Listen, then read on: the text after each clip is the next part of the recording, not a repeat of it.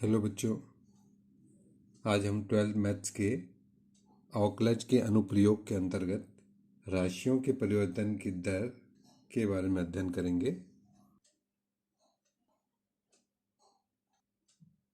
इसके अंतर्गत एक क्वेश्चन है, एक घन की कोर 7 सेंटीमीटर प्रति सेकंड की दर से बढ़ रही है।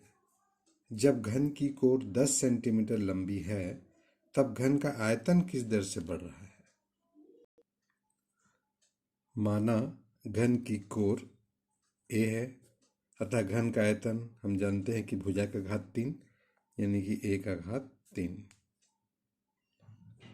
दिया है कि घन के कोर 7 सेंटीमीटर प्रति सेकंड की दर से बढ़ रही है, मतलब उसके कोर में वृद्धि की दर दिया है, या कम हो रही है बोलेगा तो भी उसकी कमी की दर दी गई है, या तो वृद्धि की दर या कमी की दर यानी कि परिवर्तन की दर दिया रहेगा। तो यहाँ पर परिवर्तन की दर दी गई है, तो भुजा के परिवर्तन की दर, कोर के परिवर्तन की दर यानी परिवर्तन की दर यानी समय के सापेक्ष अवकलन।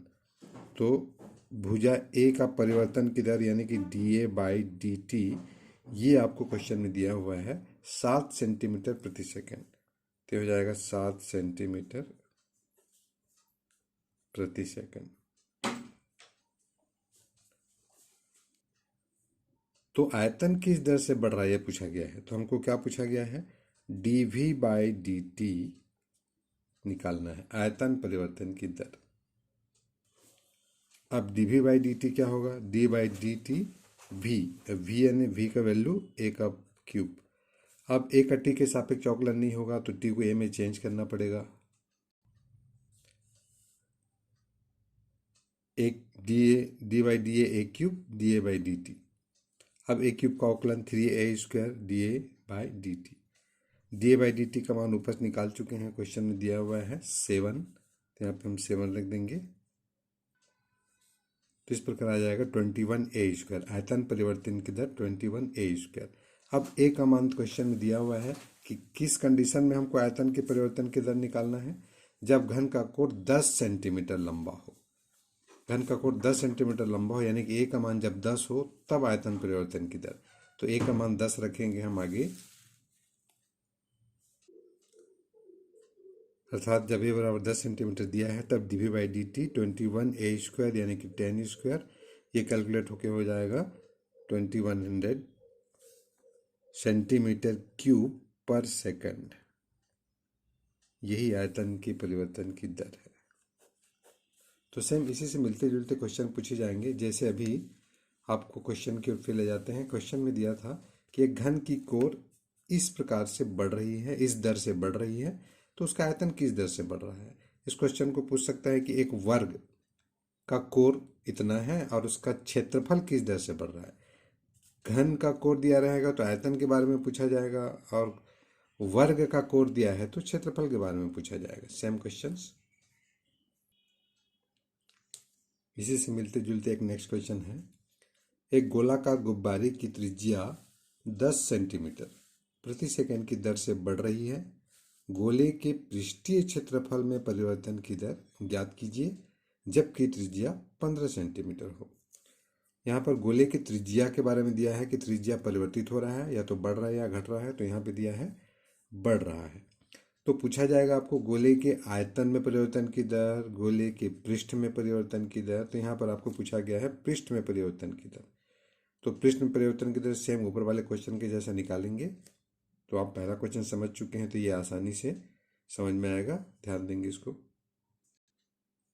माना गुब्बारे की त्रिज्या है r, अतः पृष्ठीय क्षेत्रफल, गोले का पृष्ठीय क्षेत्रफल आप जानते हैं 4πr²। दिया है त्रिज्या परिवर्तन की दर, क्वेश्चन में दिया है कि इसका त्रिज्या परिवर्तित हो रहा है, बढ़ रहा है या घट रहा है, तो किस दर से दिया है, 10 सेंटीमीटर प्रति सेकंड। तो त्रिज्या के परिवर्तन की दर क्वेश्चन के हिसाब से हो जाएगा ये 10 सेंटीमीटर प्रति सेकंड। अब आपको पूछा क्या गया है, पृष्ठीय क्षेत्रफल में परिवर्तन की दर यानी कि ds/dt आपको पूछा गया है। तो अब हम ds/dt निकाल सकते हैं अवकलन करके। s आपको पता है, इससे ds/dt निकालेंगे। ds/dt s के वैल्यू रख देंगे 4πr², तो ये आर का फंक्शन है और अवकलन करना है टी के सापेक्ष, तो नहीं होगा, इसलिए टी को आर में चेंज करेंगे, D R by D T, और यह फंक्शन रहेगा 4πr²। अब इसका आर के सापेक्ष अवकलन कर लेंगे और D R by D T का वैल्यू ऊपर पता है वो रख देंगे। यहाँ 4π कांस्टेंट है बाहर, r² का अवकलन हो जाएगा 2r, और D R by D T ऊपर पता है 10। इस प्रकार ये हो गया 80πr। पुनः क्वेश्चन में दिया है कि ये पृष्ठीय क्षेत्रफल के परिवर्तन की दर तब ज्ञात करना है जब उसका त्रिज्या 15 सेंटीमीटर हो। तो दिया है जब r 15 सेंटीमीटर तब ds बाई डी टी क्या होगा, यहाँ r की जगह में 15 रख देंगे, तो ये हो जाएगा 1200 पाई, और क्षेत्रफल इसलिए सेंटीमीटर स्क्वायर प्रति सेकंड। तो इस प्रकार पृष्ठीय क्षेत्रफल परिवर्तन की दर से संबंधित एक क्वेश्चन हो गया। अब इससे रिलेटेड क्वेश्चन आपको करना है, जब वर्ग का भुजा परिवर्तन हो रहा हो तो क्षेत्रफल किस दर से परिवर्तित होगा, घन का कोण परिवर्तित हो रहा है तो घन का आयतन किस प्रकार से परिवर्तित होगा, गोला का त्रिज्या परिवर्तित हो रहा है तो उसका पृष्ठीय क्षेत्रफल या आयतन किस दर से परिवर्तित होगा, या एक वृत्त का त्रिज्या परिवर्तित हो रहा है तो वृत्त का क्षेत्रफल किस दर से परिवर्तित होगा। इससे रिलेटेड क्वेश्चन आप संबंधित बुक से करेंगे, ये दोनों को बेस मान करके। राशियों में परिवर्तन की दर के बाद हम पिछली वीडियो में देखे थे उच्चिष्ट एवं निम्निष्ट ज्ञात करना।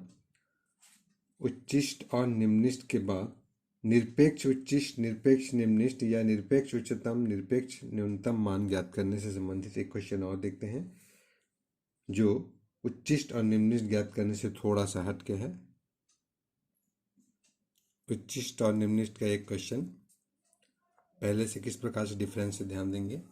अंतराल 1-5 में, ये 1-5 बंद अंतराल है, में एक फंक्शन दिया है f x equal to x³ minus 15x² plus 36x plus 1 द्वारा प्रदत्त फलन के निरपेक्ष उच्चतम और निरपेक्ष न्यूनतम मान ज्ञात कीजिए।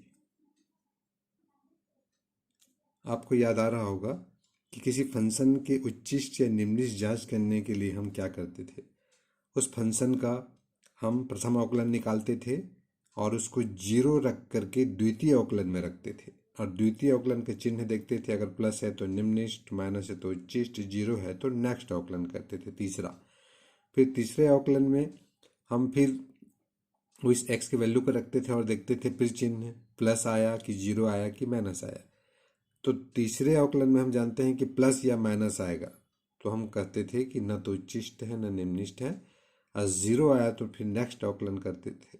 प्लस और माइनस है तो पहले जैसा निम्निष्ट और उच्चिष्ट नहीं कहेंगे, प्लस को निम्निष्ट और माइनस को उच्चिष्ट नहीं कहते थे। तीसरे में क्या कहते थे, चाहे प्लस आए चाहे माइनस आए, ना तो उच्चिष्ट है ना निम्निष्ट है। और 0 आया तो फिर नेक्स्ट करेंगे चौथे में फिर वही प्लस आया तो निम्निष्ट बोलेंगे, माइनस आएगा तो उच्चिष्ट, और 0 आएगा तो फिर नेक्स्ट अवकलन। तो प्राय आपके 12th के सिलेबस में चतुर्थ अवकलन तक के संबंधित क्वेश्चन आएंगे। इसमें हट के क्या काम करना है देखते हैं। इसमें भी हम फलन का पहला अवकलन निकालेंगे और पहले अवकलन को 0 रख के x के कुछ मान निकालेंगे, जिसको क्रांतिक बिंदु कहते हैं। यहाँ दिया गया फलन f(x) है, ये उसका अवकलन करेंगे तो ये मिलेगा। उस पहले अवकलन को 0 रखेंगे, यानी इसको 0 रखेंगे तो ये एक वर्ग समीकरण मिला। इस वर्ग समीकरण का 2 गुणनखंड मिलेगा, अर्थात x का 2 मान मिलेगा। इस प्रकार गुणनखंड करने पर और उसको 0 रखने पर 2 मान प्राप्त हुए x के, x का मान 2 और x का मान 3। अब पहले के जैसा हम द्वितीय अवकलन में मान रख करके चिन्ह नहीं देखेंगे, क्योंकि यहाँ अंतराल में हमको निरपेक्ष उच्चतम और निरपेक्ष न्यूनतम मान पूछा गया है। यहाँ पर आपको ये नहीं पूछा गया कि बताइए कि उच्चिष्ट है कि नहीं, निम्निष्ट है कि नहीं। वो पहले से बोल दिया कि आप उच्चिष्ट मान, निरपेक्ष उच्चिष्ट मान, निरपेक्ष निम्निष्ट मान निकालिए। तो अब इन दोनों बिंदुओं पर हम फलन का मान निकालेंगे और अंतराल के अंत बिंदु पर निकालेंगे। जैसे अंतराल देखिए, अंतराल आपको क्वेश्चन में दिया हुआ है बंद अंतराल 1-5, तो 1-5 के भीतर वैल्यू को लेंगे। तो ये 2 और 3 दोनों इसके भीतर में आ रहा है तो लेंगे, अगर नहीं आ रहा है तो छोड़ेंगे। तो हम जानते हैं कि 2 और 3 1 और 5 के बीच में आता है, तो हम 4 बिंदुओं पर फलन के मान निकालेंगे। एक इसके अंत बिंदु 1 पर भी निकालेंगे, 5 पर भी निकालेंगे, इसके अंदर 2 ठो मिला उस पर भी निकालेंगे। अतः हम इन चारों बिंदुओं पर फलन के मान प्राप्त करेंगे। यहाँ पर द्वितीय अवकलन ज्ञात नहीं करना है, ये ध्यान दीजिए, केवल प्रथम अवकलन ज्ञात करना है और उसको 0 रख करके x के बिंदु निकालने हैं। अब 1 है, 1 के बाद 2 है, 3 है और 5 है, तो f1 निकालेंगे, f2 निकालेंगे, f3 निकालेंगे और f5 निकालेंगे, तो 4 वैल्यू आपको प्राप्त होंगे। इस प्रकार x के वैल्यू 1 रखेंगे तो f1 ये मिलेगा, x के वैल्यू 2 रखेंगे तो ये मिलेगा, 3 रखेंगे तो ये मिलेगा, 5 रखेंगे तो ये मिलेगा। इन चारों को कैलकुलेट करेंगे तो आएगा, ये कैलकुलेट करेंगे तो आप देखेंगे 24 आएगा, ये 29, ये 28 और ये 56, ऐसा कुछ आएगा। तो देखते हैं अब यहाँ पर ये जितने बिंदु प्राप्त हुए उन पे जो मान निकाले उसमें सबसे ज़्यादा कौन है वो निरपेक्ष उच्चतम कहलाएगा और सबसे कम जो है वो निरपेक्ष निम्नतम कहलाएगा। तो आप देख रहे हो गौर से कि यहाँ 56 सबसे ज़्यादा है तो निरपेक्ष उच्चतम मान 56 है, और 24 सबसे कम है तो 24 निरपेक्ष न्यूनतम है। इस प्रकार जब भी किसी अंतराल में पूछा जाएगा फलन का निरपेक्ष उच्चतम और निरपेक्ष न्यूनतम, तो इस प्रकार से पहला अवकलन निकालेंगे, उसको 0 रखेंगे, x का मान प्राप्त करेंगे, वो x का मान जो उनके बीच में आएगा और इस अंतराल के अंतिम इन सब में हम निकालेंगे। हो सकता है इसमें से एक आध मान उसके अंदर में ना आए, जैसे यहाँ पे ये 7 आता मान लो, तो 7 1 5 के बीच में नहीं है तो हमको बिंदु केवल 3 ठो मिलता, एक 1 और उसके बीच में 2 और एक 5, तो 3 बिंदुओं पर मान निकालते और देखते कि सबसे ज़्यादा कौन है, सबसे कम कौन है। ठीक, आशा है ये इस प्रकार के अंतराल के क्वेश्चन आप आसानी से बना पाएंगे।